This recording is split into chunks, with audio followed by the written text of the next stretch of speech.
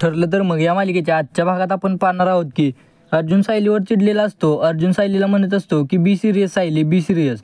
तुमचा नवरा आज कोर्टात हारून आलाय. आता सायली जरा विचार करते. अर्जुन निघून जातो रागारागाने खाली. सायली म्हणते मनातल्या मनात, ही हार फक्त एका दिवसाची आहे. अहो अहो तुम्ही हरलेले नाही आहात. सायली अर्जुनला बिचाऱ्याला समजवायचा प्रयत्न करते पण अर्जुन काय ऐकत नाही. आता सायलीला आले टेन्शन. आता अर्जुन खाली रागाने निघून जातो. हे प्रतापराव, कल्पनाताई, पूर्ण आजी आवाज देत असतात पण तो निघून जातो चिडून. आता मात्र पूर्ण आजीला जास्त टेन्शन आले. अगं बाई कल्पना हा असा का निघून गेला. आता प्रतापराव म्हणतात थांब जरा, मी सायलीलाशी बोलून आलो.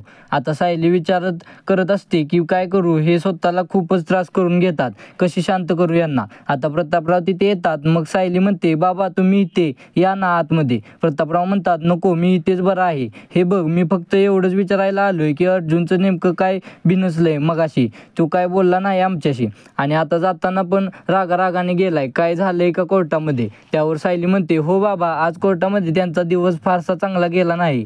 त्यावर प्रतापराव विचारतात सायलीला काय ग, रविराज आणि त्याचा वाद झाला का. मग तू काय करत होतीस तिथे, तू काय बोलली नाहीस का. त्यावर सायली म्हणते नाही बाबा तुम्हाला वाटतंय तसं नाही झालंय पण आज सगळे कोर्टामध्ये फासे उलटले. तुमचा मुलगा हरला आहे ना, त्यांना सवय नाही ना हरण्याची, त्यामुळे ते खचून गेलेत. आता प्रतापराव ते ऐकून घेतात शांतपणे आणि म्हणतात हे बघ सायली, तुमच्या केसमध्येच नाही तर तुमच्या आयुष्यात काय चाललंय ना त्यासाठी मला काहीच देणे घेणे नाही. पण अर्जुनला सांग, कधी कधी मोठं युद्ध जिंकायचं असेल तर छोटी लढाई कशी हरावीच लागते आणि त्यात तुमचं नुकसान नसतं होत, झालं तर तुमचा फायदाच होत असतो.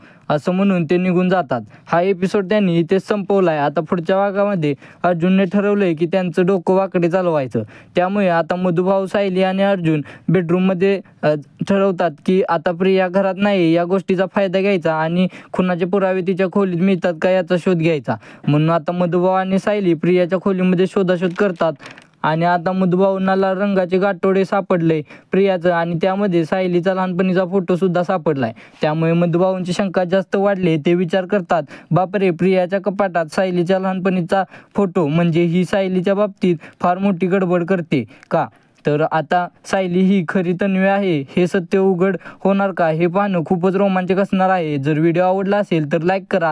व्हिडिओ कसा वाटला हे कमेंट करून नक्की सांगा आणि मालिकेच्या अशाच नवनवीन अपडेट सगळ्यात आधी तुमच्यापर्यंत येण्यासाठी चॅनेलला सबस्क्राईब करा.